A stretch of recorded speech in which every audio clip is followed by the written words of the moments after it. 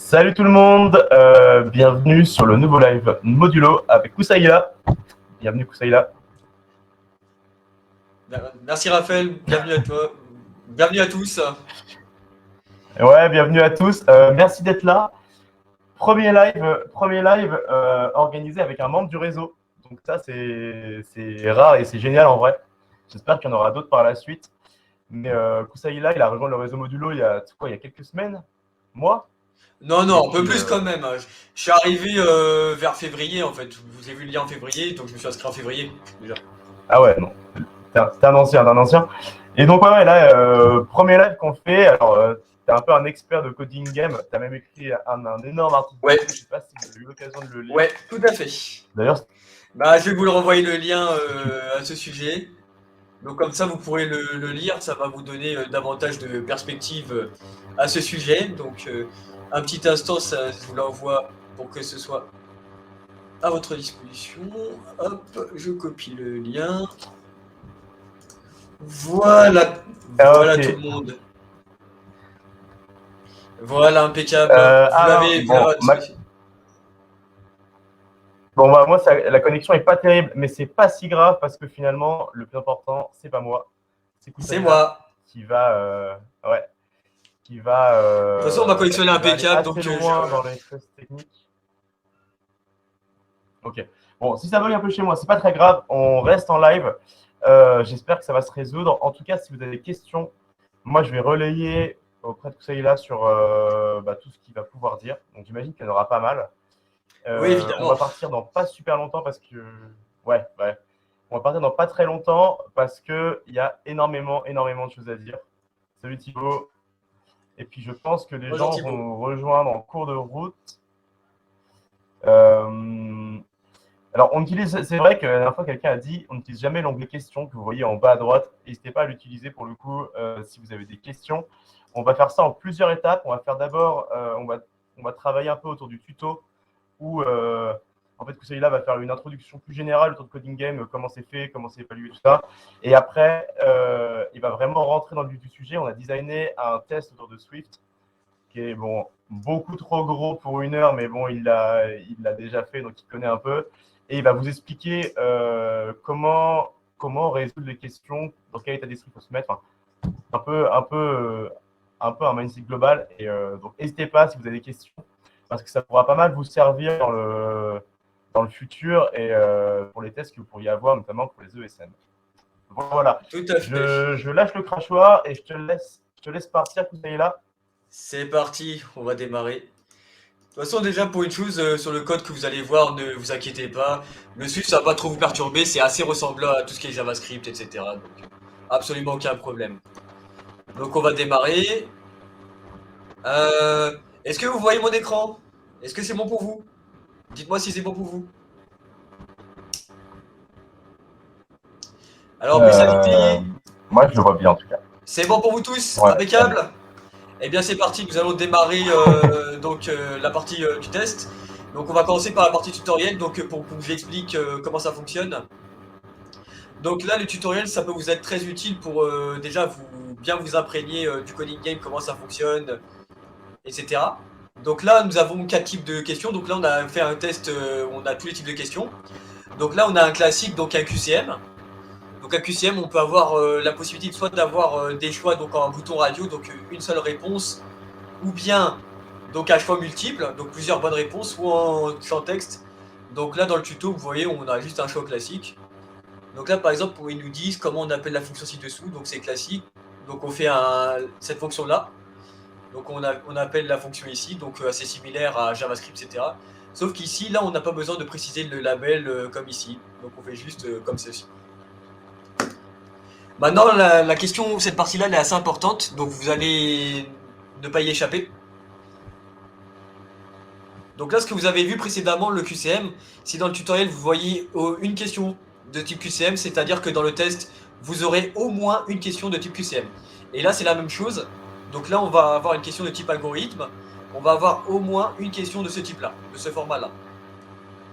Donc là, c'est un petit classique, donc vous devez sans doute connaître. Là, on nous dit, il faut qu'on ait des éléments classiques du plus petit au plus grand. Donc là, c'est très classique. Donc là, on va implémenter l'algorithme. Donc là, par exemple, vous serez tous tentés de faire un for sur toute la situation. Donc un for sur tout ça. On va faire for i in numbers.com. Donc là, c'est assez classique. Donc vous allez tenter de faire ça et vous allez faire si ceci, si nombre de if égal à ça, vous allez tenter de faire ça.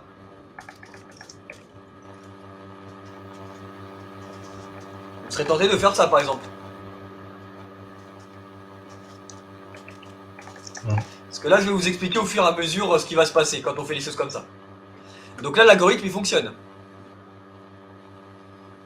Mais dans ce cas-là, l'algorithme, il fonctionne, c'est une bonne chose, ça valide certains points, mais ça ne va pas tout valider. En fait, Coding Game, il a une partie très importante aussi. Donc là, regardez par exemple la ligne ici. Du fait qu'on va privilégier le temps d'exécution. Qu'est-ce que ça veut dire ici? C'est-à-dire que Coding Game va avoir ce qu'on appelle un test caché qui va vérifier si oui ou non votre algorithme il fonctionne de façon optimale. Là ici, du fait qu'on ait fait une recherche fastidieuse, ce n'est pas optimal. Donc comment on va optimiser ça? Et sachez que ce que je vous dis là, c'est aussi du fait que vous allez confronter à de vrais tests d'algorithmique lorsque vous allez avoir, je sais pas, un expert dans le dev, il va vous dire écris-moi tel algorithme, et après il va vous dire à un moment ça marche, mais est-ce qu'on peut l'optimiser? Donc voilà, c'est ce qu'on va faire aujourd'hui. Donc là, on fait de la recherche fastidieuse pour le coup, mais on va passer en dichotomique. Donc on va reprendre cette solution ici. Et là, ce sera optimal. Voilà. Donc là, on va prendre avec 2 intervalles. Et à chaque fois, on va réduire l'intervalle. Donc ainsi, la fonction va être plus rapide. On appelle ça donc de la recherche dichotomique. Donc 0, donc premier élément du tableau, dernier élément du tableau. Et à chaque fois, on va s'assurer que est-ce que la gauche est pareil que la droite ou non. Et à chaque fois, on va réduire la bande. Donc là, left plus right par 2. Donc pour voir le milieu. Et on va donc voir au milieu, est-ce que le nombre du milieu il est plus petit que ce qu'on recherche, ou est-ce qu'il est plus grand, et on va donc réduire la borne concernée. Et si on l'a trouvé, on retourne, sinon si on l'a pas trouvé, voilà. Et c'est ce qui va faire que c'est optimal. Et on va donc valider l'élément caché, qui est lié à ça. Maintenant, on va faire le troisième type, qui est la résolution de problèmes. Donc ça, vous n'allez pas y échapper. Si vous avez ce type de questions, c'est sûr que vous l'aurez. Donc là, regardez un peu le problème. On va vous donner une petite introduction. Et on va vous donner une consigne. Donc en général, la consigne, elle peut être simple. On peut vous donner plus de détails par rapport à certaines règles. Et on va voir aussi des éléments qui s'appellent des contraintes. Les contraintes peuvent indiquer aussi des choses que nous devons faire pour valider certains éléments cachés. Là, ici, ils nous disent qu'on doit implémenter la fonction compute closest to 0, qui prend un tableau de température et qui renvoie la température la plus proche de 0, comme ici. Et là, ce qu'on doit faire, c'est s'assurer que si le tableau est vide, on renvoie 0. Ils nous disent également que le tableau, il peut être soit vide, soit à 10 000 éléments, au plus, entre 0 et 10 000 éléments, ou bien, on peut avoir aussi, donc dans ce cas-là qu'il faut respecter, si 2 températures sont aussi proches de 0, la fonction devra renvoyer la température positive. Donc là, ils vous disent, si on a moins 5 et 5, on renvoie donc 5. Donc ça peut être des cas donc, de fiabilité, etc. Donc je vais mettre la solution pour qu'on aille plus vite. Donc voilà une première astuce que vous pouvez faire déjà. On appelle ceci la condition de garde. La condition de garde, vous pouvez faire aussi comme ceci. Donc en Swift, on s'assure que si la condition elle est valide, on continue. Sinon, on va ici pour retourner. C'est-à-dire, on va sortir du scope de la fonction.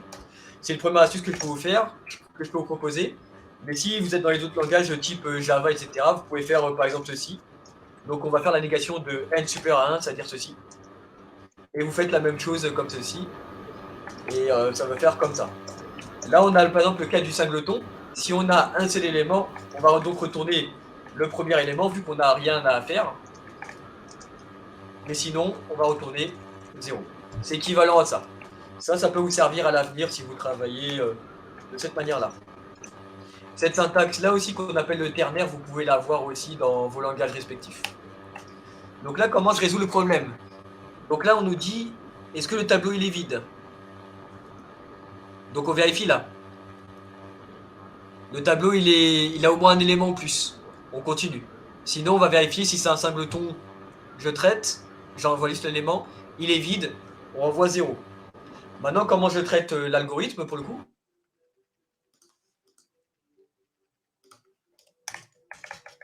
Donc comment je traite l'algorithme pour le coup? Donc là, ce qu'on va faire, on va rechercher le plus proche. Donc on va initialiser une valeur type l'infini, donc le maximum d'un type int. On va donc faire un forte int, donc ça veut dire on va parcourir chaque case du tableau.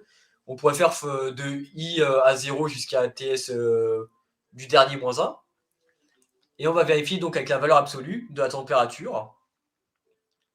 S'il est inférieur à la valeur absolue du closest, la valeur absolue, ça veut dire qu'il soit positif ou négatif, ce sera le positif. Donc on ignore le signe.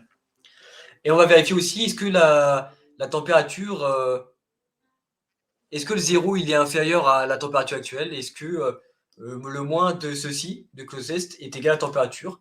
On affecte le nouveau. Et on va voir ceci, les problèmes là. Ce qu'il faut que vous sachiez aussi sur les problèmes, c'est qu'on peut analyser. Comment on fait pour analyser? Donc on va faire un print ici, ce que je vous conseille. Donc vous respectez un syntaxe ici. Ça peut vous permettre d'analyser et ainsi de mieux aborder le problème. Donc vous avez ici les entrées. Donc là, on voit bien qu'ils nous en disent n, c'est-à-dire qu'il y a 5 éléments. Et l'entrée principale qui nous intéresse, c'est celle-là. Donc là, j'ai ceci. J'ai ces éléments-là, et ça peut vous permettre de mieux analyser et décomposer votre problème pour ensuite savoir comment vous allez résoudre le problème. On va se dire, par exemple, vous allez prendre un cas qui est très simple. Vous allez peut-être modéliser ce problème dans votre tête, comment vous allez résoudre. Et ici, vous avez ce qu'on appelle la sortie. On va supposer, par exemple, je vais retourner ça. Que va-t-il se passer ici? Ça va être rouge. Et ce que Coding Game va vous dire, c'est que là, vous ressortez un résultat, mais qui n'est pas le bon. Et voici ce que vous devez sortir. Là, ça peut vous aider aussi. On va dire que vous avez affiché vos entrées. Ce que vous pouvez faire là, c'est avec la solution qui est attendue, de pouvoir mieux modéliser la façon dont vous allez résoudre le problème.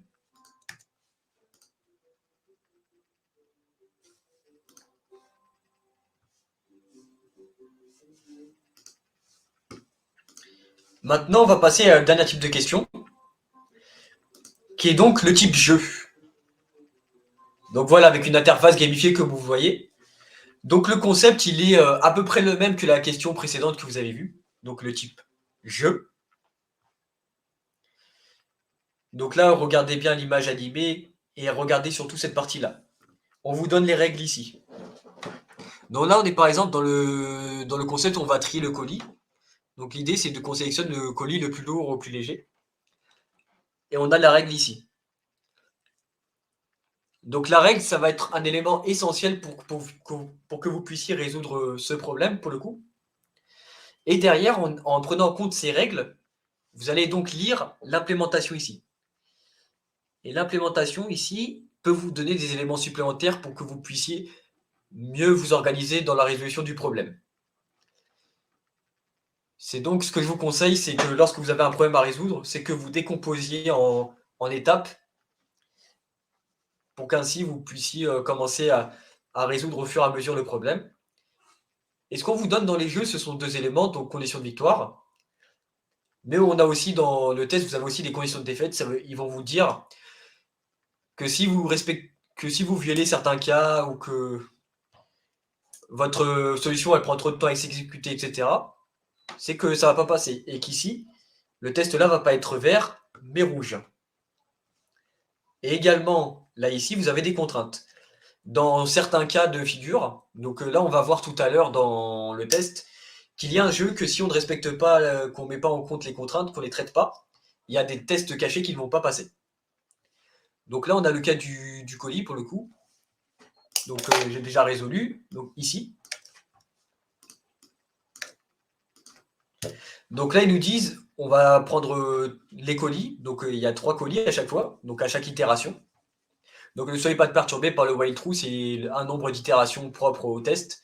C'est-à-dire, il peut y avoir 7 éléments, 8, 5, etc. Donc là, ne vous en faites pas, c'est juste ici que ça vous intéresse.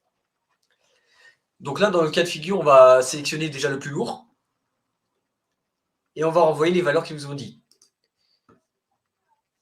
Il y a 3 éléments. Donc là, ici. Donc c'est l'implémentation, ça peut vous aider avec les exemples.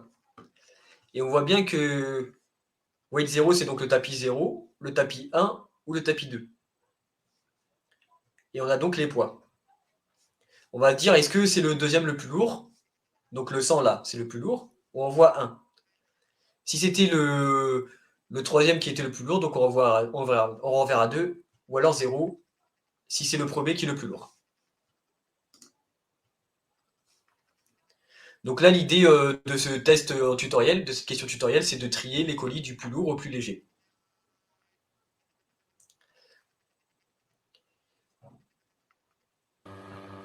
Voilà. Donc là, vous voyez bien une animation gamifiée. Donc là, et la même chose aussi, ce que vous pouvez faire également, vous pouvez aussi débugger comme dans les problèmes. Donc en analysant ici, on va se dire, je vais analyser comme ceci. Je vais mettre le colis, par exemple. Et on va mettre en flux d'erreur. Et là, ce qu'on va observer ici, dans la console ici, chaque itération va nous indiquer ici qu'est-ce qui est attendu ou qu'est-ce qui n'est pas attendu. Donc là, on a nos données et on peut ainsi voir, là c'est évident, qu'est-ce qui est le plus lourd. Est-ce qu'on l'a bien fait ou non. Donc là, vous l'avez compris, je vais retourner 130, puis 110 à deuxième itération et ainsi de suite.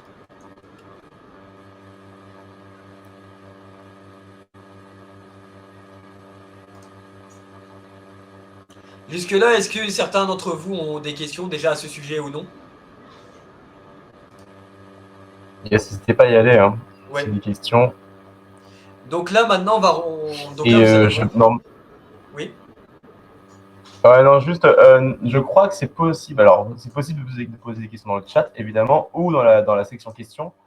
Et il me semble que tout le monde peut participer à ce live. J'ai mis un live où tout le monde peut participer. Donc, si quelqu'un veut apparaître et poser une question en direct, c'est également possible. Voilà. S'il n'y a pas de questions pour le moment, on peut enchaîner. Sinon, on reste. Moi, je reste à l'affût sur la partie questions, chat et sondage. Top. Alors là, ici, vous voyez la partie donc tutoriel. Donc là, ça, c'est un rapport détaillé. Donc ça, pour le tutoriel, on peut tous l'avoir.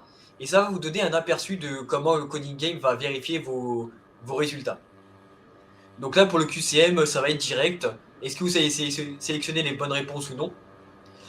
Donc là, on peut supposer qu'on va avoir plusieurs bonnes réponses. Donc je ne sais pas si certains d'entre vous ont déjà passé le code de la route ou non. Donc on va supposer qu'il peut y avoir plusieurs bonnes réponses. L'idée, c'est que vous sélectionnez toutes les bonnes réponses. C'est-à-dire, si on suppose qu'il y a 4 réponses et qu'il faut choisir 3 réponses, que les 3 réponses sont bonnes, on doit choisir les 3 bonnes réponses. Si par exemple on va choisir qu'on a une réponse qui manque ou une réponse en trop, ce sera pas bon. Il faut vraiment avoir toutes les bonnes réponses. Pas une de plus, pas une de moins. Ensuite, donc la partie algorithme. Donc là, vous l'aurez bien compris, comme je vous l'ai expliqué, vous avez déjà la solution classique. Est-ce que vous avez déjà correctement modélisé l'algorithme par rapport à la consigne? Ensuite, donc, vous avez 2 cas de viabilité. Donc là, je vous ai montré un cas où, par exemple, est-ce que le tableau est vide? Que se passe-t-il avec le tableau est vide? Ça peut potentiellement corriger un crash si on le traite correctement. Ou bien ici, on parle d'optimisation algorithmique. Donc là, je vous ai montré la solution de la recherche dichotomique, qui vous permet ici d'avoir une solution qui fonctionne de manière optimale et rapide.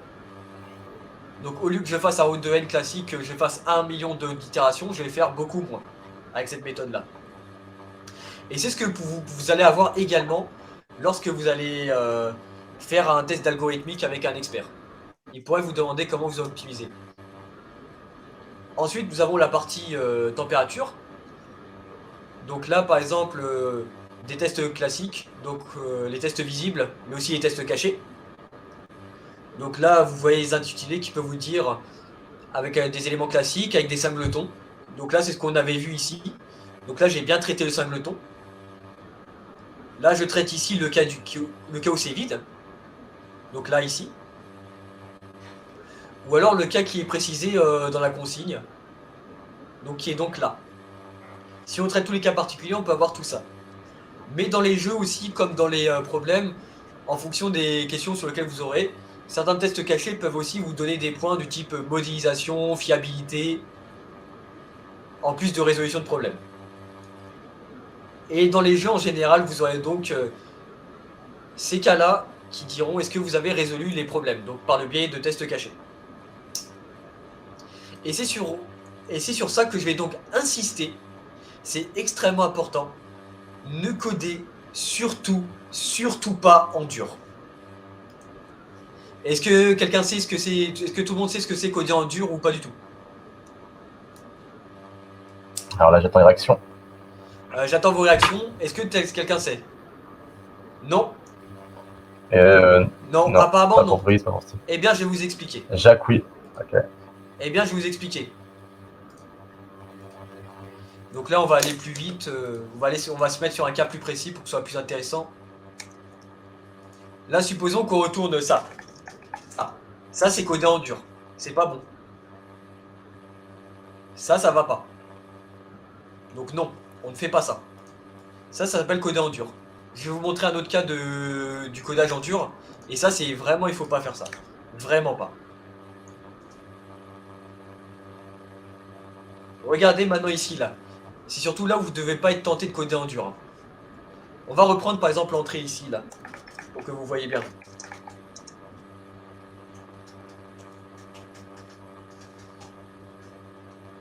Ça, par exemple. Imaginez que je fais ça. Je fais un truc comme ça, là. Par exemple, supposons qu'on fasse ça, un truc en dur. On va se dire, ça, il contient par exemple l'élément là. Vous seriez tenté de faire un truc comme ça. On va dire, il faut retourner un. Regardez ce qui se passe. Le premier, il est validé, mais le deuxième, il est pas bon. Vous allez tenter de faire d'autres conditions, est-ce que c'est vide, etc. Et regardez ce qui va se passer. Je vais vous montrer dans le test caché ce qui se passe.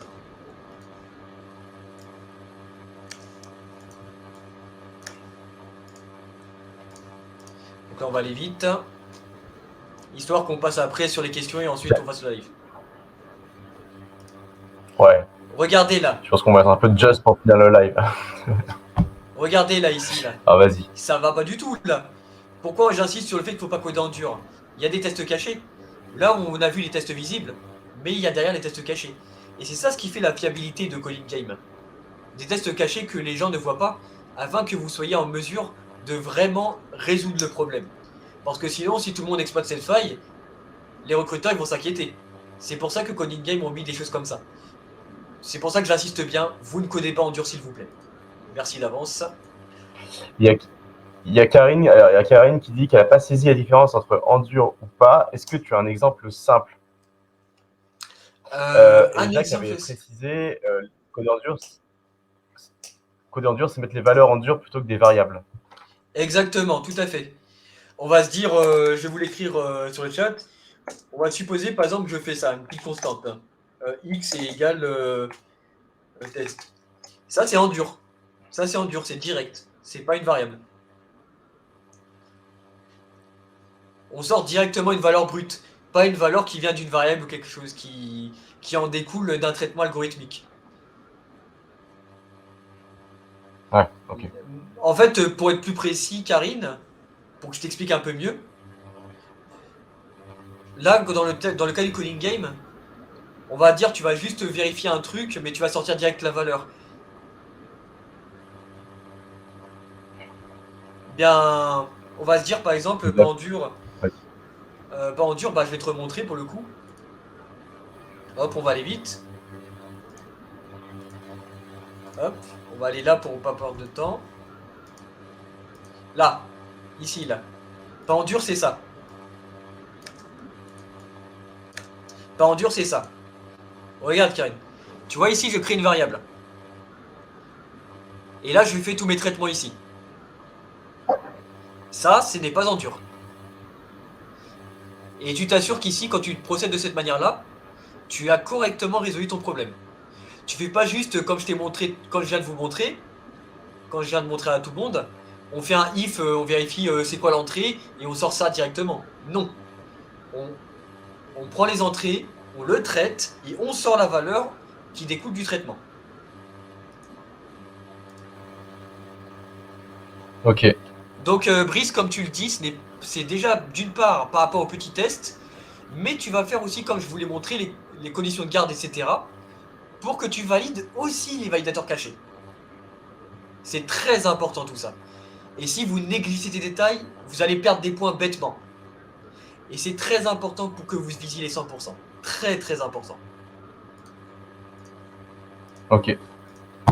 Donc là Je crois que maintenant on peut passer je à la crois que c'est partie ok pour tout le monde. Ouais, voilà, exactement. Vas-y. De toute façon, je pense que tu vas pouvoir revenir dessus. Oui voilà, après on va faire le test justement. Donc maintenant je suis à l'écoute pour vos questions. N'hésitez pas. Sur d'autres éléments, des Euh, spécificités, quoi que ce soit. Ok, donc là on a vu qu'il y avait des tests cachés dans Coding Game et que du coup dans les consignes ils étaient plus ou moins indiqués et qu'il fallait pas hésiter à utiliser print pour faire des tests et avancer dans la résolution de problèmes via un traitement quoi. Exactement. Après vous aurez aussi dans justement, quand vous allez résoudre le problème, en fonction de votre langage, ils vont vous dire, mettre un petit commentaire, vous dit, pour débugger, vous utilisez telle syntaxe en fait. Par exemple, ça va être console.error en JavaScript, le print que je vous ai montré en Swift, etc. Ok, Voilà la chose que vous devez savoir. Donc là, Brice est en train de taper, on va voir qu'est-ce qu'il va dire pour le coup. yes. Toujours un petit suspense dès qu'on voit les Oui, gens tout à écrire. fait. Donc ce que je peux vous dire également, c'est concernant le coding game, c'est que la grande majorité des entreprises qui vont vous les faire passer, ce sont les ESN. Est-ce que tout le monde sait ce que c'est des ESN ou pas? Je pense. Est-ce qu'on a le droit d'utiliser les Euh, fonctions toutes faites? Par exemple pour oui, Siri. Jacques, oui, tout à fait. Et c'est même conseillé des fois, le langage peut vous donner des fonctions, exploitez-les à votre avantage pour résoudre le problème. Et c'est ce que nous allons voir, et ce qu'on va voir tout à l'heure, Jacques, dans certains problèmes qu'on va résoudre ensemble, lors du live, je vais exploiter les fonctions de tri pour pouvoir résoudre plus facilement mon problème. Donc ça, n'hésite pas. Donc là, les ESN, Ok. vous l'avez compris, les grandes ESN, par exemple les Alten, les Capgemini, Extia ou autres. Mais il y a aussi quelques clients finaux, donc des entreprises internes, qui peuvent vous faire passer des tests techniques, comme par exemple la Société Générale.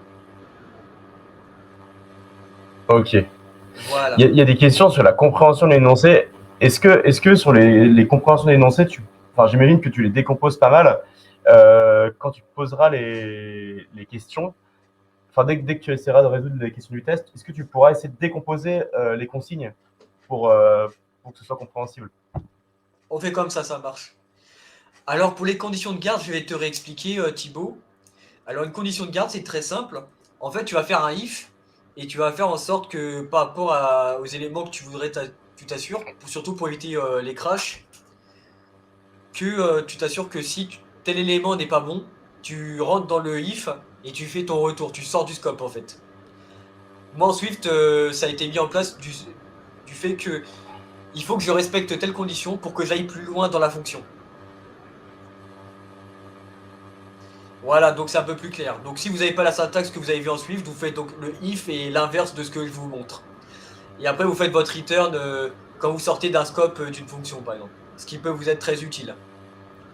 Même à l'avenir, lorsque vous ferez, vous serez vous sur vos postes, quand vous ferez du web, du mobile ou autre, ça peut vous être utile pour éviter les crashs ou même lorsque vous passerez des tests unitaires. En parlant des tests unitaires, Coding Game il fonctionne avec des tests unitaires. Là, ce qu'on vient de voir, lorsqu'on passe des problèmes, je vais retourner un résultat, il y a un résultat qui est attendu, et le test unitaire, il passe si le résultat qu'on sort est le même que le résultat attendu. Donc là, je suppose que vous avez toutes et tous fait des tests unitaires ou pas encore.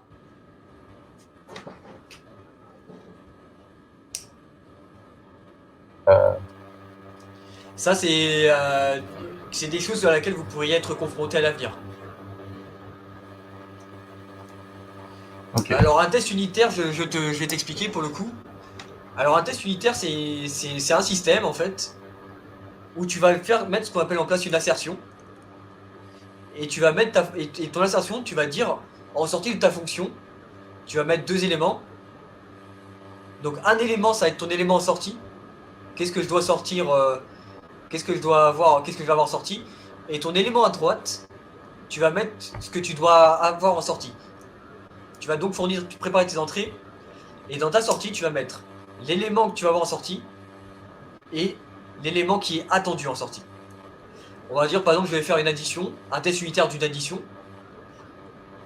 Prenons par exemple un premier cas. J'ai en entrée A égale 1, B égale 1. Et l'objectif c'est que 1 plus 1 égale 2. Je vais donc faire assertion de la sortie de la fonction et le variable attendu 2. Je fais exécuter ma fonction. Je vais donc retourner ma valeur, on va dire 2. Est-ce que 2 est égal à 2 dans l'assertion? Oui. Et grâce à ça, le test, il va passer. Mais dans le cas contraire, si on sort une valeur différente de dans ce test unitaire, le test, il ne passe pas. Il fail. Tu peux avoir aussi d'autres cas, tu fais par exemple assertion, est-ce que telle valeur est plus grande que valeur attendue ou plus petite? Ou bien même dans le cas d'une performance, un test de performance, est-ce que la fonction que je vais faire exécuter va prendre plus d'une seconde, moins d'une seconde, ainsi de suite. Voilà un peu le test unitaire. Est-ce que c'est bien clair pour vous ou pas? Ou non? C'est clair pour vous? Hop. Excellent, Je merci crois à que c'est vous. bon pour Jacques. Je crois qu'on va pouvoir passer au test parce que bon, comme il y a marqué, je ne sais pas si vous avez lu, il y a 126 minutes de test. Évidemment, ça va aller beaucoup plus vite. Mais j'imagine qu'il y aura pas mal de questions sur le test, donc n'hésite pas à y aller, Kousaïla. Avec plaisir.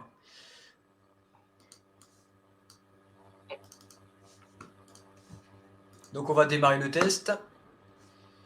Donc là, la première chose que vous voulez savoir, vous avez vu ici l'écran d'accueil. Donc là, vous avez bien sûr le droit d'utiliser Internet, etc. pour potentiellement résoudre certains problèmes, ça peut vous aider. Et là, on va avoir le cas, donc vous l'avez vu, on va enchaîner les questions à la suite. Donc là, on fait toutes les questions dans l'ordre du test qui est composé. Mais il y a un autre type de test aussi. Si le recruteur vous le donne, vous pouvez avoir la possibilité de résoudre les questions dans l'ordre de votre choix. Mais on vous donne une durée limitée, vous devez tout résoudre dans ce laps de temps. Donc là, on va démarrer. Donc comme vous l'avez vu, on a vu les 4 types de questions, c'est-à-dire que je vais avoir au moins une question de chaque type. Donc là, on va avoir un QCM. Donc les QCM, des questions qui sont propres au langage, mais aussi au framework sur lequel vous travaillez.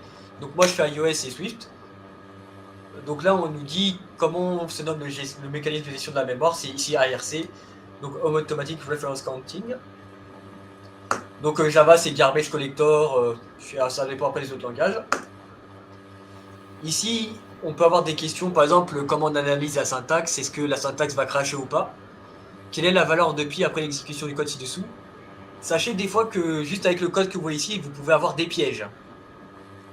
Donc là, il y a un piège déjà. Pourquoi? Ici, on a tree, free, qui est un type int. Et le type int, on va ajouter qu'un type double. Dans la plupart des langages, c'est autorisé, mais dans mon langage à moi en Swift, ce n'est pas autorisé. Ça va me faire une erreur. Maintenant, on a un cas classique ici. En JS, comme tu dis, Karine, non, ça ne posera pas de problème. Tu auras le droit de le faire.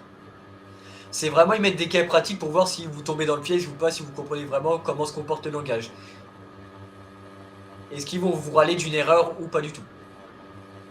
Donc là, on a un cas aussi, c'est un piège aussi pour moi. Donc dans la plupart de vos langages, vous avez le droit de faire plus, mais moi, je n'ai pas le droit de faire plus. Moi, je dois faire plus égale 1 pour que ce soit autorisé. Donc là, ça va faire encore une erreur. Donc là, c'est quelque chose qui est propre à mon framework. Donc Reuse Identifier. Donc c'est pour les Table View Cell. En fait, les Table View Cell, c'est les listes que vous voyez quand vous scrollez avec vos téléphones. Donc c'est une cellule qui peut être personnalisée ou non. Donc là, c'est un cas du storyboard. C'est là où je fais mes interfaces via Xcode pour mes API iOS. Donc là, je vous ai pas dit une chose très importante, c'est que pour les questions que vous pouvez avoir, les plus courtes, elles vont durer 20 secondes et les plus longues, c'est 20 minutes, c'est 2 minutes en QCM. Donc de 20 secondes à 2 minutes. Donc là, on voit bien la hiérarchie. Donc au début, j'ai eu du mal, mais j'ai réussi à la résoudre après lorsque je l'ai refait de mon côté. Et là, on voit bien que on va mettre le rouge en premier, on va mettre le bleu au-dessus. Ensuite, ça va être le vert et le jaune. Donc c'est le jaune. Donc là, c'est des questions, on va dire théoriques, mais qui sont importantes. Donc là, qui sont propres à mon domaine, donc dans l'iOS. Si par exemple, je veux traiter des cas d'entrée quand ça va être en background ou autre, donc là, c'est UI Application. AppDelegate, c'est la classe qui va contenir les fonctions qui vont être en lien avec UI Application. Le storyboard, le premier élément, et le view controller, c'est donc la vue. Et vous pouvez avoir aussi des questions de ce type-là en texte. Vous devez écrire la réponse. Donc là, par exemple, avec quel framework je peux faire des tests dans Xcode. Donc là, comment je ferai des tests unitaires, des tests UI ou autres, qui s'appellent XCTest ici. Maintenant, on va passer aux parties algorithmiques. Donc voici la partie algorithmique. Donc là, on va s'échauffer avec un petit truc classique. Ça doit être assez facile pour vous, donc la moyenne. Voilà la consigne. On va décomposer ensemble, implémenter la fonction AverageTable. La fonction doit renvoyer la valeur moyenne du tableau table donné en paramètre. Average doit retourner 0 si la table est vide. Donc la moyenne, si vous ne connaissez pas la formule, c'est la somme de tous les éléments du tableau divisé par le nombre d'éléments du tableau.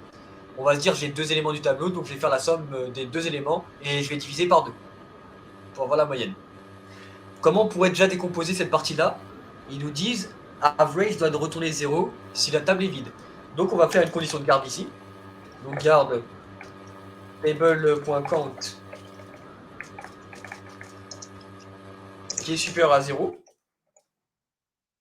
Voilà, table.count supérieur à 0. Si on voit que le tableau est vide, on retourne 0. Donc vous ferez if table.count.size.left en fonction de votre syntaxe qui est égal à 0.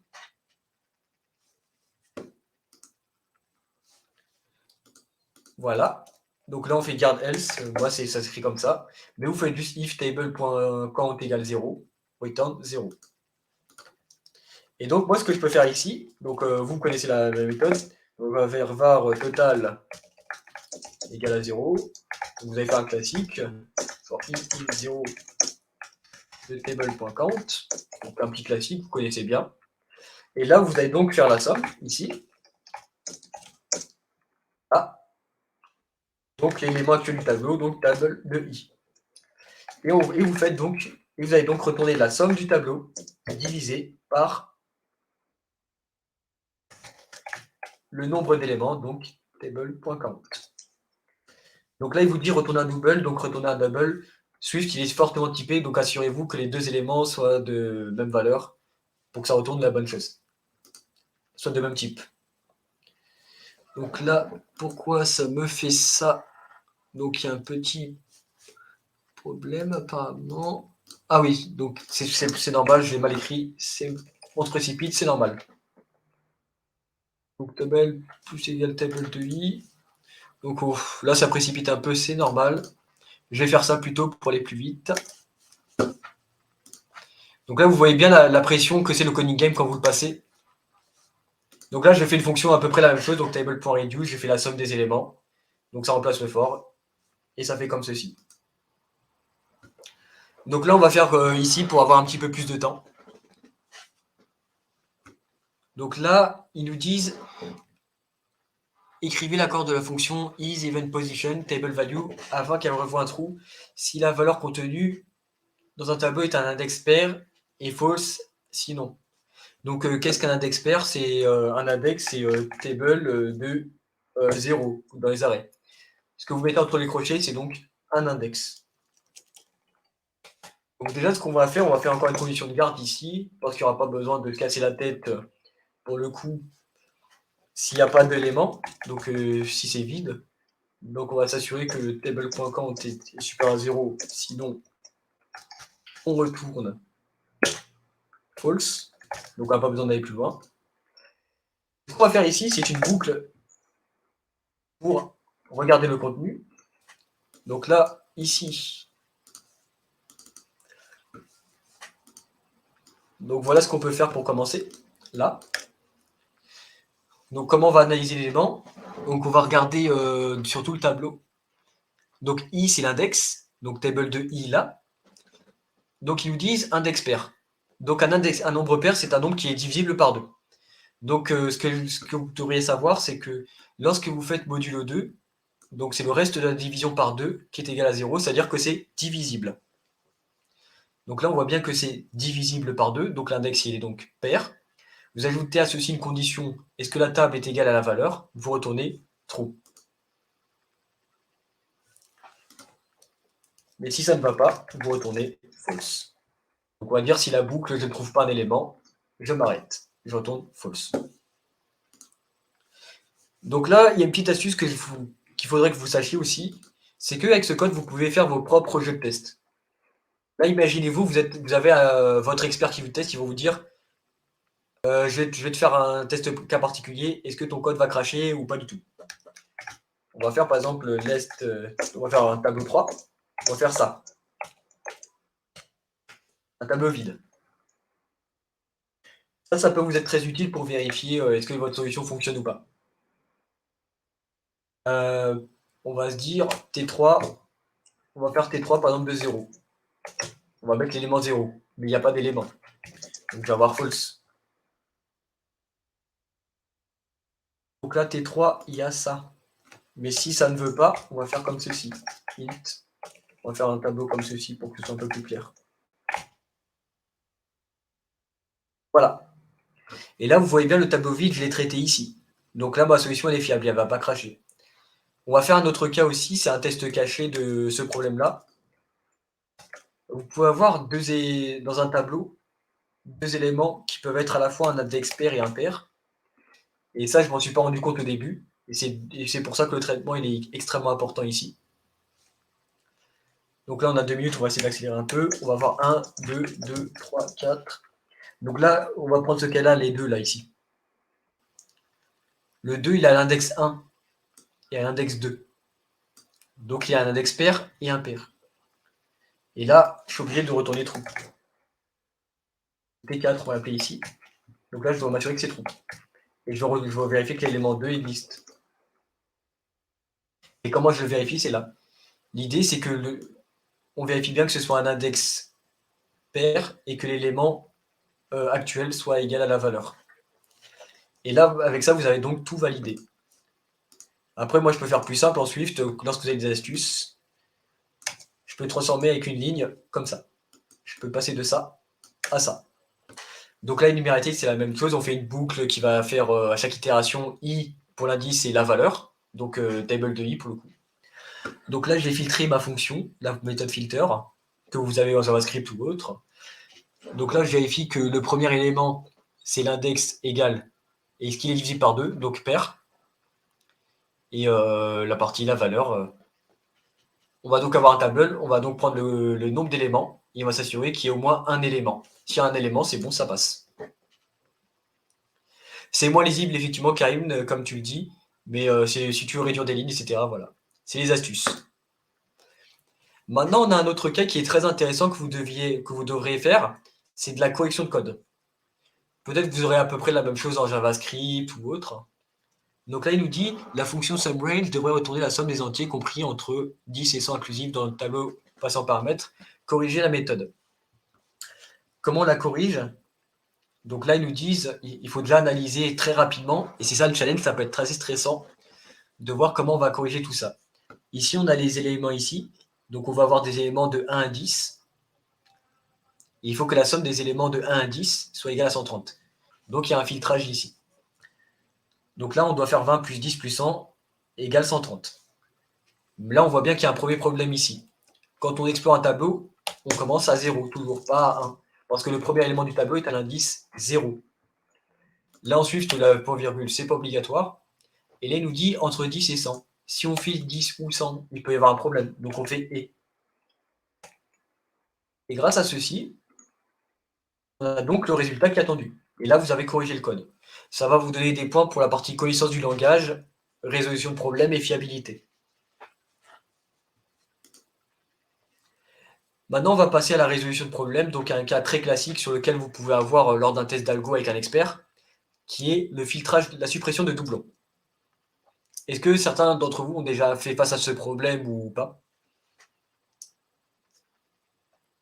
Personne? Ah, non. Pas pour Brice. Alors Ah, si, Brice, pour il nous Brice. dit point 7. Donc le 7, c'est un tableau, mais qui ne contient pas de doublons. Mais en fonction des langages, ce n'est pas forcément efficace. Je vais t'expliquer pourquoi, Brice. Donc là, dans le problème, ce qu'on doit faire, on va, avec un tableau qui est en entrée, on va retourner un tableau qui contient les valeurs de data sans les doublons. Mais il y a une problématique ici. Il faut s'assurer que l'ordre initial des valeurs doit être conservé. C'est-à-dire que si on a 7, 3, 6, on doit avoir cet ordre-là, mais avec les doublons en moins.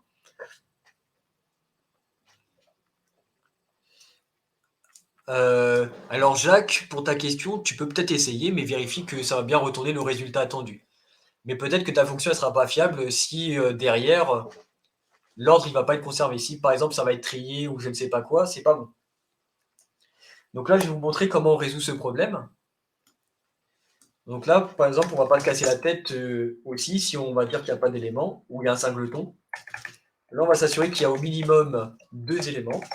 Donc là, on va dire en la position de garde, est-ce qu'il y a au moins 2 éléments? Donc return data. Donc là, on va dire ici, il y a un singleton ou ici, c'est vide. Donc là, pas besoin de faire quelconque traitement. Là, regardez, par exemple, si je fais un set de ceci, si je fais un set, ça ne va pas être bon aussi. Donc qu'est-ce que je vais faire ici, d'après vous? Est-ce que certains ont quelques idées comment on peut s'y prendre? En fait, ce qu'on va faire ici, on va donc explorer le tableau. Donc la solution de base que vous serez tous tentés de faire, c'est d'explorer le tableau. Donc, on va faire pour n in data, vous allez faire comme ça, donc complexité O de n. On va créer aussi un tableau ici pour le coup, qui va contenir les éléments filtrés.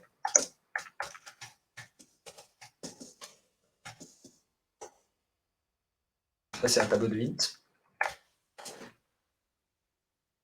Et vous allez donc être tenté aussi de faire une autre boucle. Vous allez donc être tenté de faire comme ceci ici. Donc ça peut être une boucle aussi. Donc qui est en haut de n aussi. En fait, filter.contain, c'est l'équivalent d'une boucle.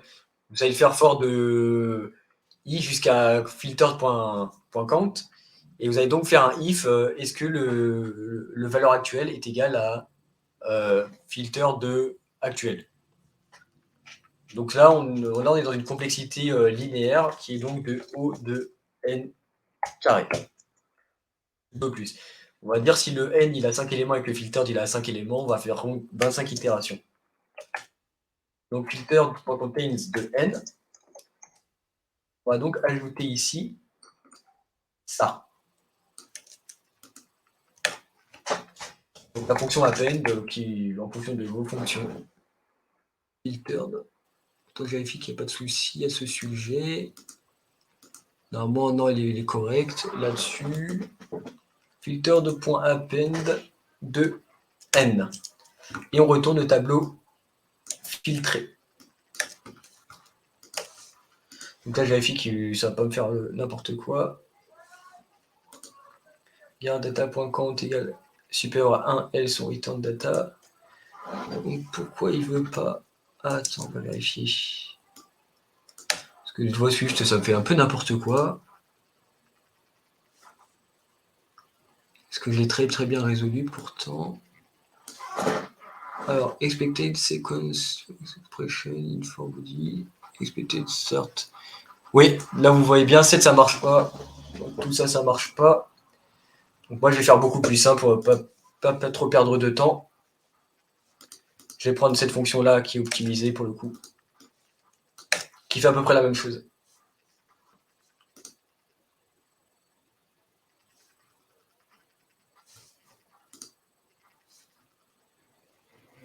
Donc là, ce que vous voyez ici, Là, on a fait en haut de n carré, mais souvent vos interlocuteurs vont vous dire est-ce qu'on peut optimiser, est-ce qu'on peut réduire. Et donc, c'est la solution que vous voyez là. Donc là, je vois certains qui vont saisir.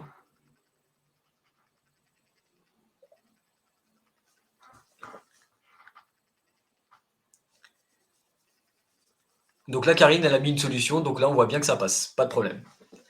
Donc là, la fonction que je vais vous montrer, c'est une fonction qui fonctionne en O de n pour le coup. Donc avec un dictionnaire.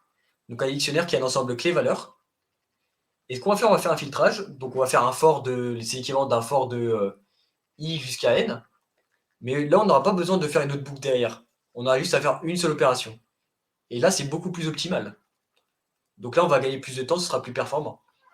Et donc là, on va vérifier donc dans le dictionnaire, est-ce que l'élément actuel, il est vide ou pas? On va dire 7. Est-ce qu'il existe ou pas? Il n'existe pas, donc on l'ajoute dans le dictionnaire. On passe à 3, est-ce qu'il existe? Il n'existe pas, on l'ajoute. On va passer à 6, est-ce qu'il existe? Non, on l'ajoute.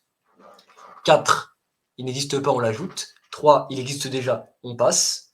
3, il n'existe pas, on passe. Il existe déjà, on passe. 4, il n'existe pas, il existe, on passe. 9, il n'existe pas, on l'ajoute. Et là, vous voyez comment j'ai itéré. J'ai fait 7 itérations au lieu de 49. Et dans certains cas, dans certaines questions que vous aurez au coding game, c'est indispensable pour valider les tests cachés. Passons au problème suivant. Donc les soldes d'été.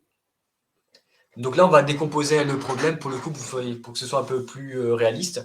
Vous travaillez pour un magasin qui souhaite offrir une réduction de 50% sur le produit le plus cher acheté par un client donné pendant la période des soldes. Un seul produit peut bénéficier de la réduction. Le responsable du magasin vous demande de développer la fonction Calculate Total Price. Cette fonction prend en paramètre la liste de produits achetés par le client et le pourcentage. Retourne le prix de vente total. Là, c'est très important ici, arrondi à l'entier inférieur. Si le total ne tombe pas rond. On va dire si c'est par exemple 55,66, vous retournez donc 55. Et les contraintes ici qui peuvent vous aider. Des fois, c'est pas très grave, des fois, c'est très important de les prendre en compte pour valider les éléments cachés. Donc là, je vais prendre ma solution pour qu'on aille plus vite.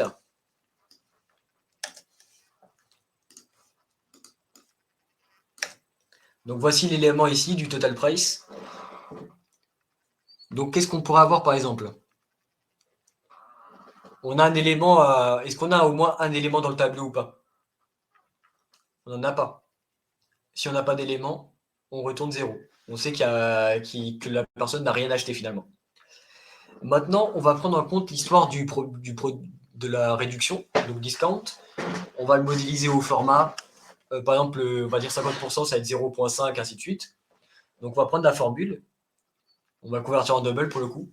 On va prendre 100% moins le discount, donc on va dire 100 moins 50 qu'on divise par 100 pour obtenir 0,5. Ensuite, maintenant, on va vérifier, par exemple, s'il n'y a qu'un seul article. S'il n'y a qu'un seul article, on va déduire que c'est le plus cher, donc on va appliquer la réduction. Parce qu'ils nous disent dans la consigne d'appliquer la réduction sur le plus cher. Et on retourne directement int. Int, ce qu'il va faire ici, c'est de retourner uniquement la valeur de l'entier du prix. On va dire si c'est par exemple 100 fois 0,65, c'est-à-dire 65 euros, ou alors s'il y a un truc à virgule, on va dire le prix que je sors, ça va être 65 euros et 30 centimes. Int va juste tronquer à 65 pour le coup. Ensuite, maintenant, on a plusieurs prix. Je vais vous donner une astuce qui peut vous être utile. Là, certains vous dites est-ce que vous avez le droit d'utiliser des fonctions type sort, etc. Bien sûr, vous avez le droit et c'est ce que j'utilise ici. Cette variante-là, ensuite, elle va trier les éléments du tableau par ordre décroissant, c'est-à-dire du plus grand au plus petit. Donc cette logique-là va être tout simplement, ici, je vais prendre le premier élément le plus cher, et le dernier élément, ce sera donc le moins cher. Là, ce que je vais faire, donc je vais préparer mon total. Donc je vais d'abord mettre le prix le plus cher, en appliquant le ratio. Une fois que j'ai appliqué le ratio sur le prix le plus cher, je vais donc ajouter les éléments restants du tableau. Donc moi, ce que je fais, c'est ma syntaxe spéciale, mais vous pouvez le faire aussi dans vos langages, ou bien vous faites un for i du second élément, c'est-à-dire de 1 jusqu'au dernier. Donc map, c'est une transformation. Donc je vais transformer les éléments en double, chaque prix en double, donc int en double. Et ensuite, je vais faire la somme. Donc à chaque itération, je vais donc ajouter au total le prix actuel. Je vais les ajouter, donc je vais faire la somme. Donc je vais faire ça plus la somme de tout ça. Et une fois que j'ai la somme de tout ça, je vais donc retourner l'entier de tout ça pour m'assurer que ce soit bien arrondi à l'entier inférieur. Si le total, il est donc pas rond. Donc on appelle ça du transtypage pour ceux qui ne savent pas. On va dire j'ai un type double, je veux passer en int, je transtype donc en int. On peut appeler ça aussi caster dans le jargon. Koussaïla, Ouais. juste, je trouve ça super intéressant. Là, on va arriver sur les grosses questions. Ouais. Et moi, je vais pouvoir déborder que de 5 minutes sur le live. Donc là, il est 26. Je vais accélérer un peu. 35. Non, pas de problème. Est-ce que limite, on ne ferait pas juste celle-ci pour qu'on puisse derrière commenter, pour répondre à une de questions? Ou est-ce que tu veux aller plus vite sur celle-ci et on ne pose pas de questions sur la fin, comme tu préfères? On peut déjà poser des questions là tout de suite et après on passera aux dernières questions, qui seront la partie jeu pour le coup, qui vont être assez importantes pour eux aussi. On peut déjà commencer à prendre des questions vu que la question elle est un peu longue, on a le temps. Allez-y, je vous écoute. Donc ouais, si vous avez des questions, parce qu'il nous reste grosso modo 7-8 minutes, donc si vous avez des questions, n'hésitez pas. Bon, Après on va aller très vite sur la question la plus dure. Hein.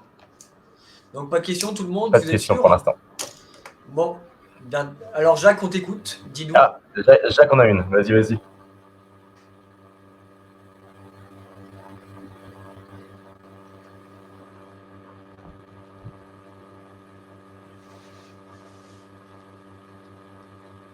Qu'est-ce qu'on fait si on galère et qu'on ne trouve pas la solution? Est-ce qu'il y a quand même un moyen de récolter des points? Ben déjà si on galère, c'est vrai que c'est pas évident. Moi je suis passé par ton cas, donc rassure-toi. Donc là je vous ai montré tout à l'heure comment on prend les entrées, tout ça, on analyse les entrées. Donc ce que tu peux faire, tu vas analyser tes entrées. Donc tu vas mettre tes fonctions de debug ici, tu vas analyser les entrées. Et ce que je peux te conseiller, tu vas donc faire chaque test. Et à chaque test avec tes entrées que tu auras donc mis en debug, tu vas faire un screenshot. Donc tu fais aussi un screenshot de la consigne. Et tu sais que tu as l'entrée et la sortie, de ce qui va être en entrée et ce qui va être en sortie attendu. Et après, même si tu galères au début, tu retravailles chez toi la solution. Et peut-être que ça ira mieux à l'avenir. Tu vois un peu le truc ou pas? Ça peut peut-être t'aider. Mais il n'y a pas moyen d'avoir des. Il n'y a pas des. Comme il disait, vu qu'il y a des tests cachés, il n'y a aucun moyen de choper des points sur ces tests cachés, même si tu vas pas jusqu'au bout de l'exercice, vu que tu as eu le bon esprit, entre guillemets. Bien après, Il faut justement, avoir les vraiment. tests cachés. Il faut vraiment déduire les cas spécifiques en fait. Des fois, la consigne, comme on le voit, peut nous donner des éléments très importants, donc même les contraintes aussi. Il faut être capable à un moment, donc certains problèmes sont plus difficiles ou pas, celui-là il est réputé difficile comme problème. Il faut être capable de déduire dans le problème s'il y a des cas particuliers à traiter. Et c'est ces cas particuliers qui vont nous dire est-ce que oui ou non on peut valider des tests cachés supplémentaires. Okay. Donc après, même si on résout pas Okay. après, si tu résous pas le problème, c'est un classique, tu retravailles, tu valideras aussi certains tests cachés. En général, d'après ce que j'ai pu comprendre, ils regardent que les résultats, donc ils se fient à ça, ils vont se dire il faut aller vite, il faut aller vite, il faut aller vite pour le présenter au client, voilà. Voilà, comme a dit Cécile, tout à fait, si votre code fonctionne, gardez votre code aussi et retravaillez-le. Voilà. Ça, c'est très bien ce que tu as dit, Cécile, c'est tout à fait ce que je faisais aussi. Maintenant, on va passer à la partie Ouais, jeu. parfait, ça. Super conseil. C'est comme ça que j'ai fait ça pour ça. Ouais. Et pour la petite question de Karine, est-ce que les recruteurs. Ça dépend. Pour Ça dépend très personnellement. J'ai eu plusieurs cas, ouais. Franchement, c'est rare, à titre Donc, personnel. non, en fait. Ok. Bah, en fait, ouais, exactement. Ça dépend aussi à quel moment tu es de la phase du recrutement et ce qu'ils veulent creuser. Et parfois, en fait, moi, j'ai eu des recruteurs qui m'ont demandé des tests pour les passer à leur CTO pour que les CTO les analysent, quoi. Après, en ESN, c'est moins fréquent parce que souvent, dans certaines campagnes coding game, tu peux avoir des centaines, voire même des milliers de candidats. Donc, ils vont juste regarder les résultats, ils vont dire celui-là, il est bien, donc on va le prendre, celui-là, donc on passe. Ils n'auront pas le temps. Ok. Donc voilà, ça peut être Sur souvent un les tri pour tests, juste souvent une base, non. quoi. Alors ensuite, on va donc passer au jeu. Donc là, comme je l'ai montré tout à l'heure, donc là, on va trier les colis. Et donc là, vous avez ici conditions de défaite aussi. Donc vous avez la consigne ici. Donc là, il vous dit est-ce que le colis est encombrant ou pas. Est-ce que le colis il est lourd aussi. Et là, ce qu'on doit traiter ici, est-ce que on va retourner standard s'il est normal, c'est-à-dire s'il n'est pas encombrant par ses dimensions ou son poids. Spécial, c'est-à-dire s'il est encombrant ou lourd. Ou si les deux, c'est-à-dire encombrant et lourd, on rejette. Donc là, je vous sors la solution très rapidement. Donc là, vous aurez potentiellement la même chose sur vos langages spécifiques. Donc là, ils nous disent est-ce que le produit des 3 dimensions, c'est-à-dire le volume, c'est supérieur à 1 million, ou si une des dimensions est supérieure à 150, c'est-à-dire c'est encombrant. Là, c'est trop lourd, on rejette, sinon spécial. Sinon, si c'est pas encombrant, il est lourd, spécial, sinon standard.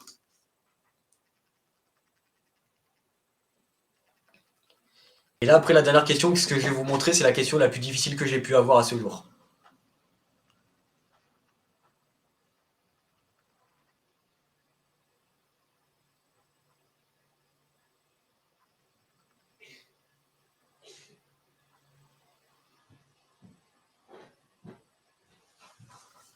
Voilà. Comme tu l'as dit, Karine, tout à fait, c'est vrai que c'est stressant le chronomètre. La première fois, tu vas stresser, même moi, c'est normal aussi. On va supposer, il y a des questions sur lesquelles je vais tomber, j'ai jamais fait. Ça va être stressant pour moi au début parce que je vais devoir analyser, etc. Donc c'est tout à fait normal.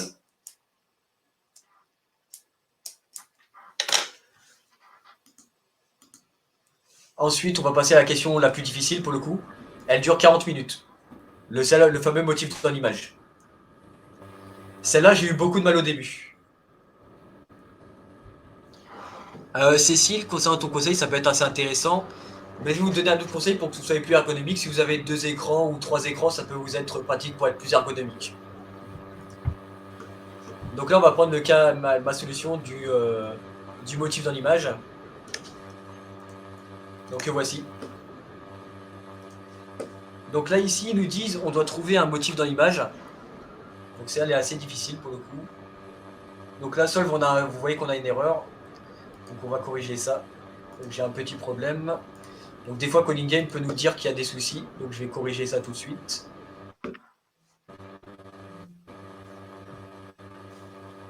Donc je prends ça. Et en gros, quand tu as un problème comme ça, il faut absolument que tu décomposes absolument tout, quoi. L'idée, c'est de tout décomposer à chaque fois. Tout décomposer. Et là, dans ce cas de figure, là, tu vois bien, ça dure 40 minutes. Donc tu as un peu plus le temps de décomposer ton problème. Donc là, comment on va le décomposer ici? Il nous dit on a 2 images. Une image comme ça et un motif. Et l'idée, c'est qu'on retrouve la position du motif. On a ce motif-là, à quelle position dans l'image il est. C'est ça l'idée. Et après, il nous donne les règles. Qu'est-ce qu'on doit faire pour décomposer le problème? Là, comment on pourrait décomposer, par exemple? Il nous dirait, on va retourner la position X et Y de l'image, ou on retourne -1, 1.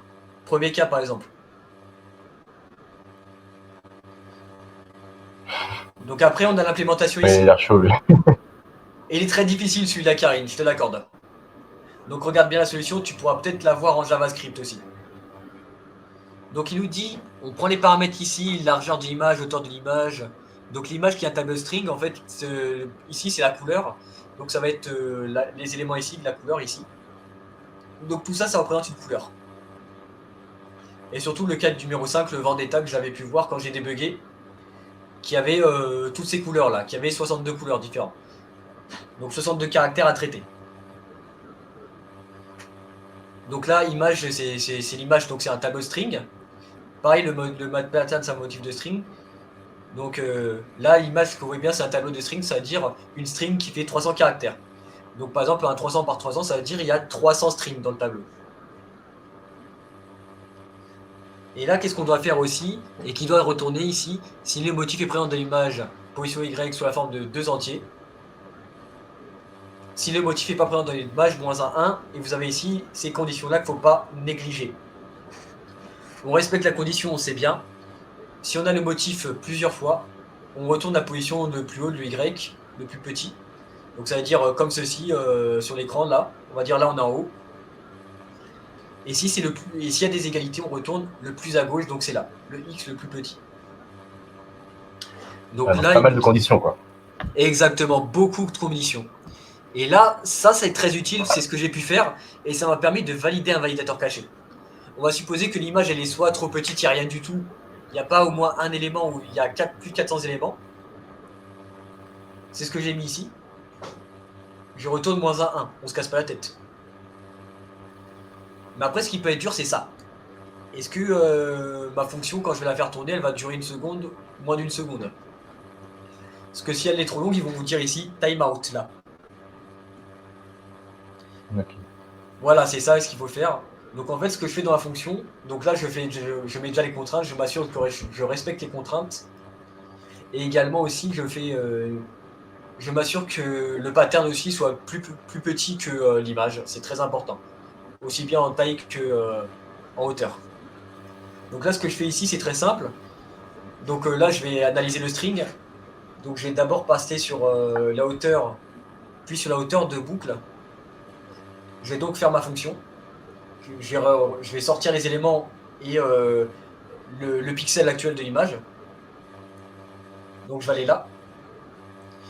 Donc je vais donc aller ensuite parcourir par rapport au pattern, donc au motif. Donc j'ai déjà regardé la ligne du motif. Ensuite, par rapport à la colonne, j'itère aussi par rapport à la colonne.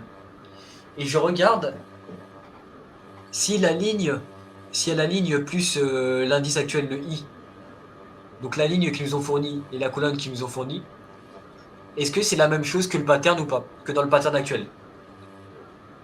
Est-ce que c'est la même couleur? Oui. Si c'est pas la même couleur, stop. False. On return true. On return true si c'est bon. Et si on a le bon élément, on va retourner ceci, qui va donc être les coordonnées.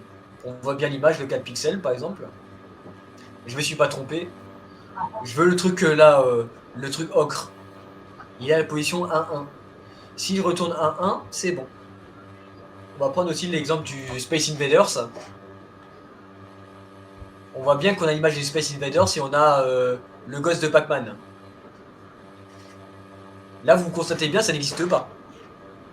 Et l'algorithme ici, il va le remarquer également. Donc, moins 1, 1. Et voilà pour le coup comment se résoudre ce problème qui est assez difficile. Ok.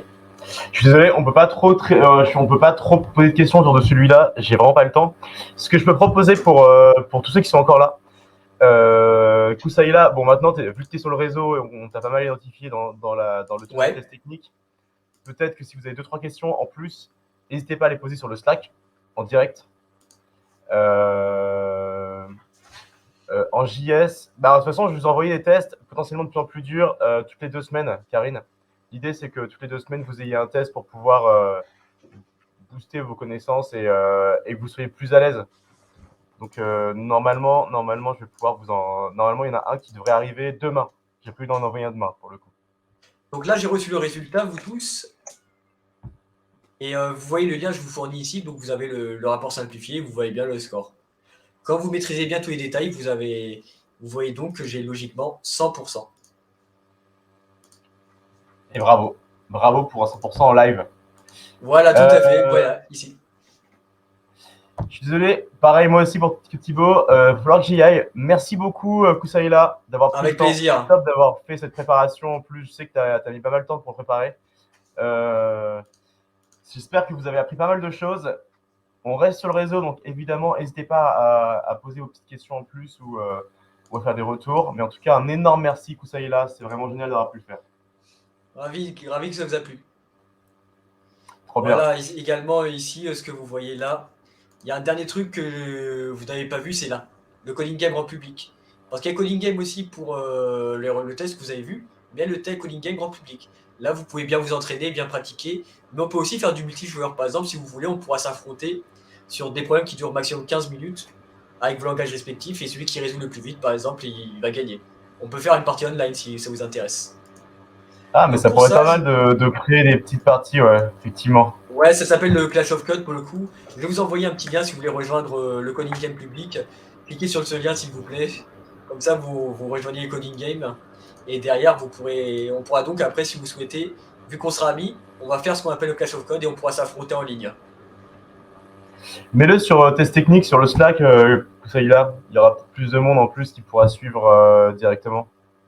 C'est ce que je vais faire, oui. Trop bien, tu gères. Bon, je vous laisse, je termine l'enregistrement. Donc, merci beaucoup. Et puis, je vous souhaite une bonne soirée. Et on se retrouve demain à 12h15 pour le prochain live sur le design pattern. Voilà. Merci À à vous plus. tous, passez une très bonne soirée. Salut. Merci beaucoup encore. De rien, avec plaisir. Hop, c'est